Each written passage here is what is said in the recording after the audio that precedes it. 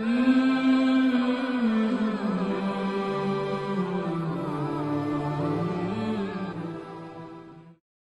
the name of Allah, the most gracious, the most merciful, may the peace and blessings of Allah the Exalted be upon the Prophet Muhammad and his purified progeny, and may the damnation of Allah be upon their enemies.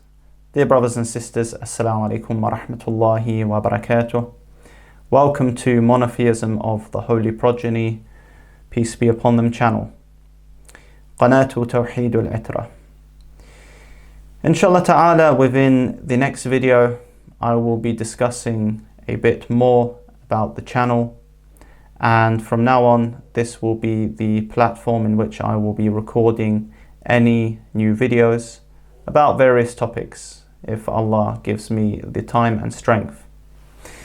But today, since we are in the holy month of Ramadan, I thought that I should mention some ahadith regarding the fasting and this month of holy month of Ramadan.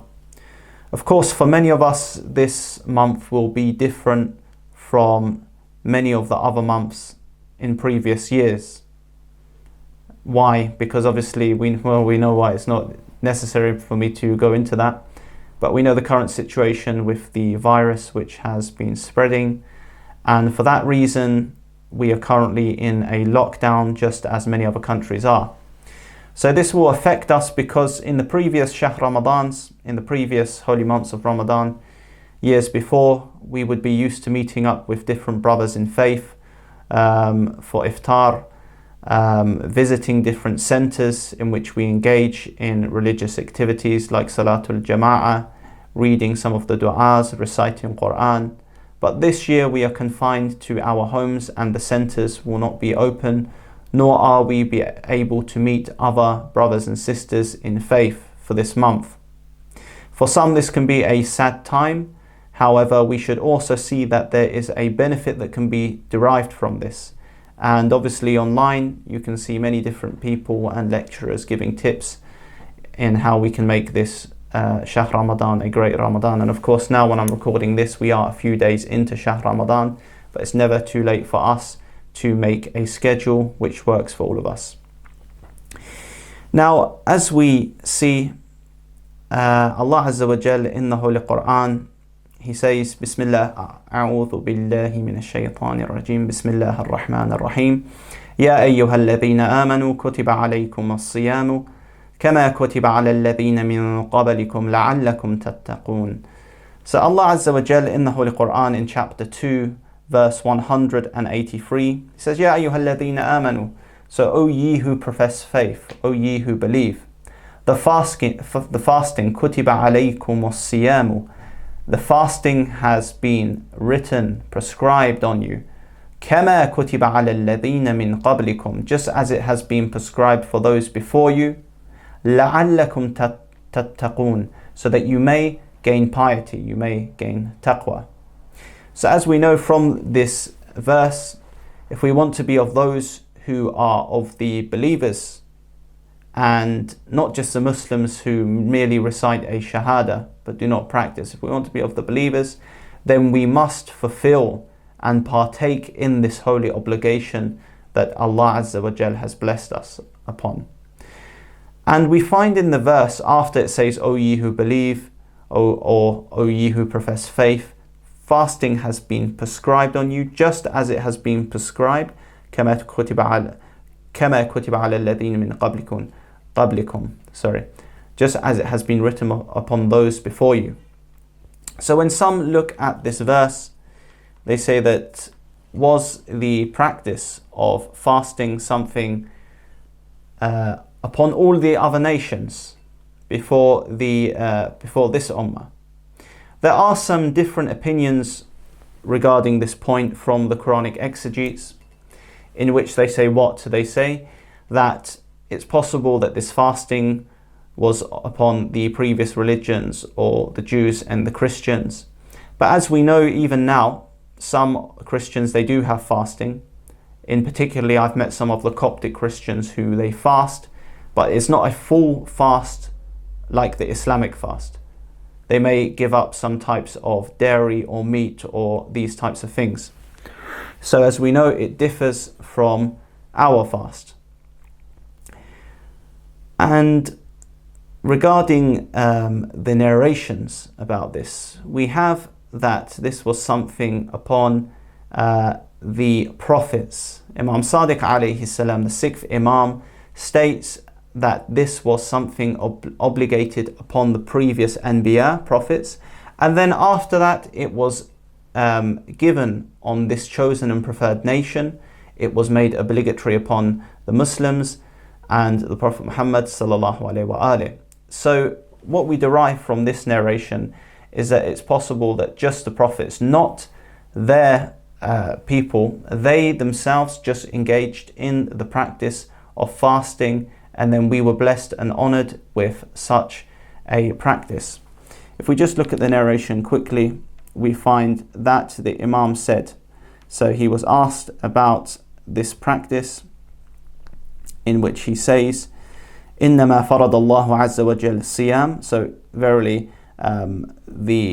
Allah, He made the fasting of Shahr Ramadan على الأنبياء دون الأمم. So He made it obligatory upon the Anbiya.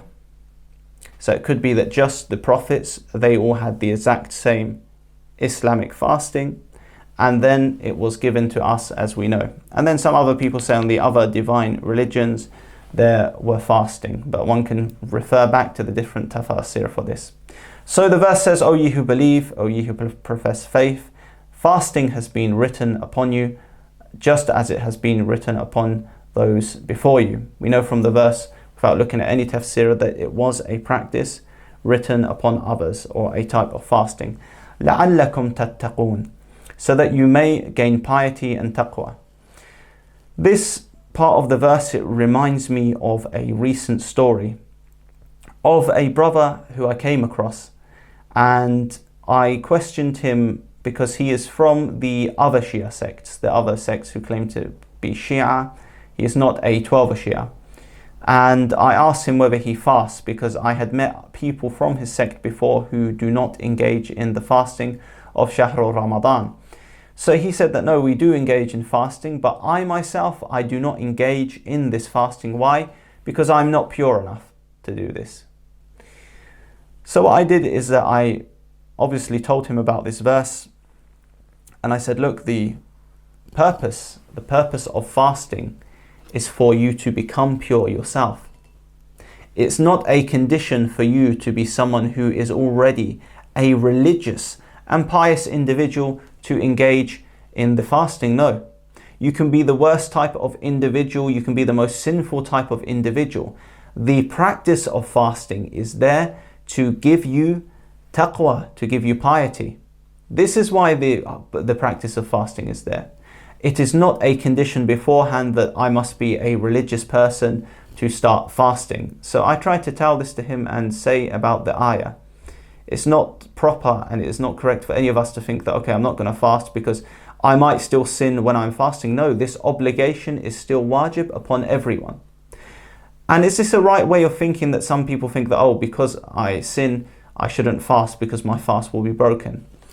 What we'll do, inshallah ta'ala, is that we'll say that, okay, the verse says, O ye who believe, fasting is prescribed upon you just like it was prescribed on those before you, so that you may gain taqwa. How does fasting lead to gaining piety? Because some people, they just think what? They think that, okay, it's just about not eating and drinking, or they say that, oh, it's to feel how the poor think. I mean, this is one aspect of how we can look at it, but it's not the main purpose. So how would we achieve this overall spiritual state and piety? When we read one of the du'as from the fourth infallible Imam, Imam Zainul Abidin alayhi salam, he recites in his supplication for the dukhul, the entering of Shahr Ramadan, in one of the lines.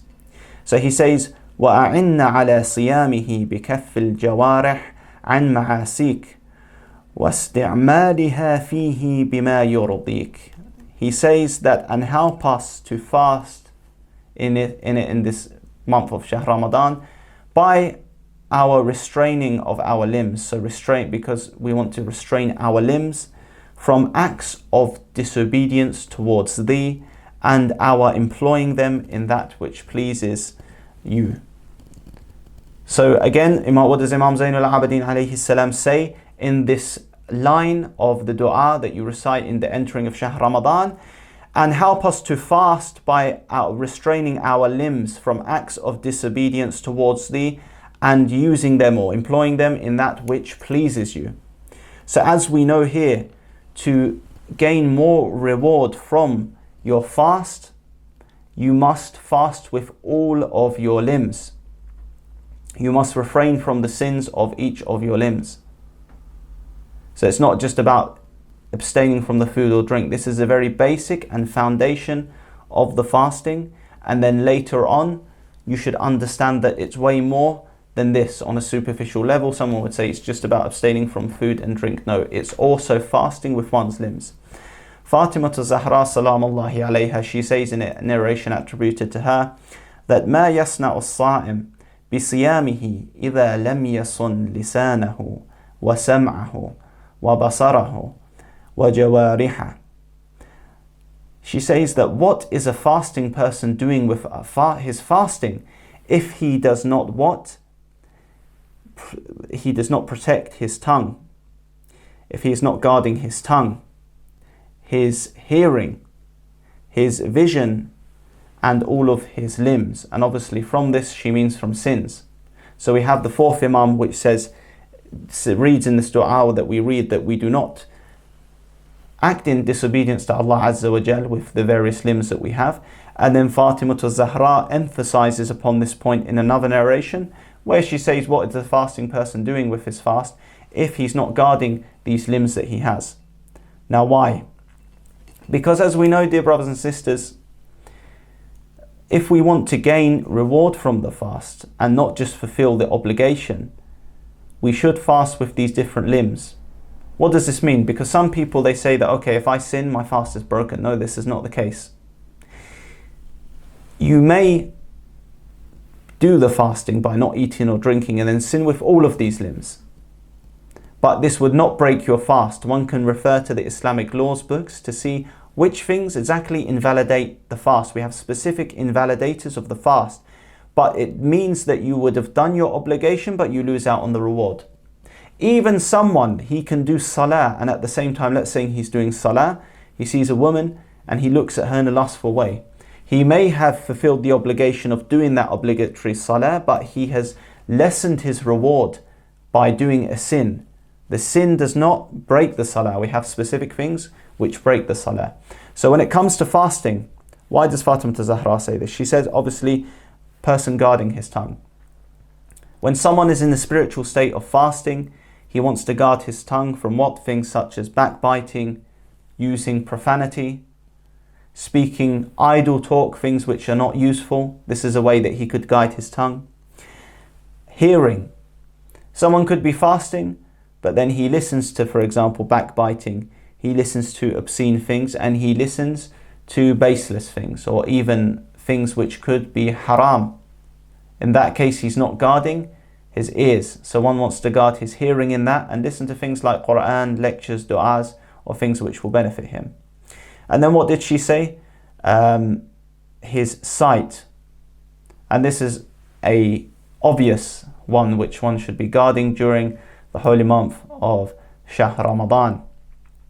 You want to be guarding your sight against those bad things. And this could be the blessing of this lockdown for many, that the fact that you are in your homes, it prevents you from seeing corruption within the society. I mean, you can still do that on the internet with the amount of haram things there, but outside, especially in the summertime, you are able to guard your seeing a lot more, your vision. So this is one thing in which one should guard. As Fatima Zahra salamullahi alayha, she mentions, peace be upon her, she mentions that one should also, what is a person doing with his fast if he is not gaining his eyes? So someone's fasting, but then he watches haram things. He looks at women. He looks at things which he shouldn't with his eyes. He may have fulfilled his obligation that day for fasting, but he loses out from the reward. And then the limbs. She mentions the jawarih, the limbs of the person. I could be fasting, but then do I want to go to somewhere which is a place of complete sin? It could be that a person is fasting and then he goes to, let's say, a concert, or he goes to even a club. Probably maybe this has even happened before, inshallah. None of the people watching this have ever done such a thing. But it could be possible that he's fasting, he's abstaining from food and drink, but then he uses his limbs in a completely haram way. So during this lockdown and this coronavirus lockdown, we should see it as a blessing, where we are even prevented from some of the corruption in the society, and we can reach closeness to Allah Azza wa Jal in our houses. So the overall message in Shahrul Ramadan is God consciousness. The verse says that we fast. Why? To gain taqwa. How do we gain taqwa? Imam Zain al-Abidin and Fatima Zahra salamullahi alayha mention that this is with our limbs, where we can gain reward of the fasting and look at a more deeper meaning into the fasting.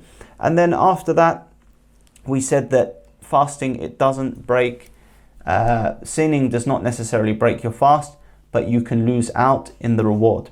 I want to, inshallah ta'ala, finish this video by citing a narration from Kitab al-Tawhid from Sheikh As-Saduq. So we mentioned about guarding our limbs when fasting, but the main thing to gain taqwa and piety is by remembering Allah Azza wa Jal. How many of us, when we have broke, or we're about to break our fast, we don't even say Bismillah, we do not strengthen our Tawhid and remember Allah Azza wa Jal? How many of us do that? We just rush to the food straight away, and then we realize, oh, I haven't even said Bismillah, I'm eating the food. Let's read a narration where we can strengthen our Tawhid in this month. And this narration is located in Kitab al-Tawhid by Sheikh As-Saduq. And it will teach us about when the words to say when breaking the fast. So let us, inshallah ta'ala, look at the following narration. This is Kitab al-Tawhid by Sheikh Saduq, and we'll be reading the hadith which tells us the phrase or words to say before we complete and break our fast.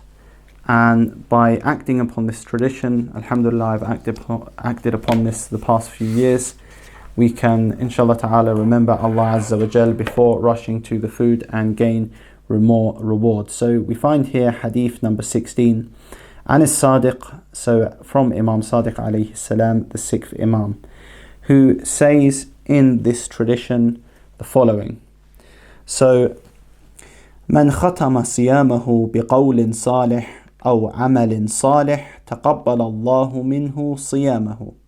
So whoever breaks his fast with virtuous words or a virtuous deed, Allah Azza wa Jal accepts his fast. So what is this? فقيل له يا ابن رسول الله ما القول الصالح قال شهادة أن لا إله إلا الله والعمل الصالح إخراج الفطرة. So he was asked, O son of the Messenger of Allah, what are the virtuous words? So what are these virtuous words? And here's just this tradition where he says, قال شهادة أن لا إله إلا الله والعمل الصالح إخراج الفطرة. So the Imam states that the virtuous words are bearing witness that there is no God but Allah Azza wa Jal. The Shahada and La ilaha illallah. And the good or virtuous deed, the virtuous saying is the Shahada, the virtuous deed is the Ikhraj of the Fitrah. Now, when we look at this tradition, we find that how do you implement this? So you're going to break your fast and you want your fast to be accepted by Allah Azza wa Jal according to Imam Sadiq alayhi salam. You say La ilaha illallah. Why? Because before rushing to any of your food and eating and just breaking the fast, you firstly remember Allah Azza wa Jal and you reaffirm the Shahada in His oneness and uniqueness. So you say La ilaha illallah and then you break your fast. And then of course with the virtuous deed which Imam Sadiq alayhi salam mentions here, where he says that the Ikhraj al-Fitra, the Zakat al-Fitra which we give on the day of Eid, this is a way for us to seal the month of Ramadan and all of our fasts and purify our wealth, because as we know, wealth that we have and that we gain should be purified for us to use, and this has a direct spiritual effect on ourselves. For example, if someone would eat from haram wealth, from unlawful wealth, it can affect him as well as the people who he feeds from this. So again, Imam Sadiq alayhi salam, we saw in this tradition that he says that whoever breaks his fast with a virtuous saying or virtuous deed, Allah accepts his fast. And then it was asked for him, Ya ibn Rasulullah, what is the virtuous saying? He says the Shahada, Allah ilaha illallah, which is that there is no God but Allah, and that the virtuous act and or deed, we can say, is giving the zakat of fitrah. So by using and summarizing this video, or summing up this video, we can say that one, to gain the taqwa, he does not need to be in a pure state. Rather, he should use this month to gain more taqwa. He should fast with all of his limbs and guard them. And if he were to sin with these limbs, he would lose the reward, but he would still fulfill his obligation if he did not do the listed invalidators, which our scholars have mentioned. And then if he wants to gain more reward, then he acts according to this tradition, and he breaks his fast with the shahada of La ilaha illallah as a way for him to reaffirm his Tawhid and his belief in Allah Azza wa Jal, and to remember Allah Azza wa Jal with these words before breaking his fast, and then as well as paying his zakat al-fitrah to purify his wealth. And our brothers and sisters have implemented this narration the past few years, which alhamdulillah has helped me remember Allah Azza wa Jal when breaking my fast, because that is our main goal in the beginning, to gain taqwa and closeness to Allah Azza wa Jal. Inshallah ta'ala, I will see you for other topics for us to discuss and other videos, and this was just a short introduction on some basic points of how we can fast properly and gain more spirituality in this month of Shahr Ramadan. Allahumma salli ala Muhammad wa ali Muhammad wa ajjil farajahum wa la'ana a'da'ahum.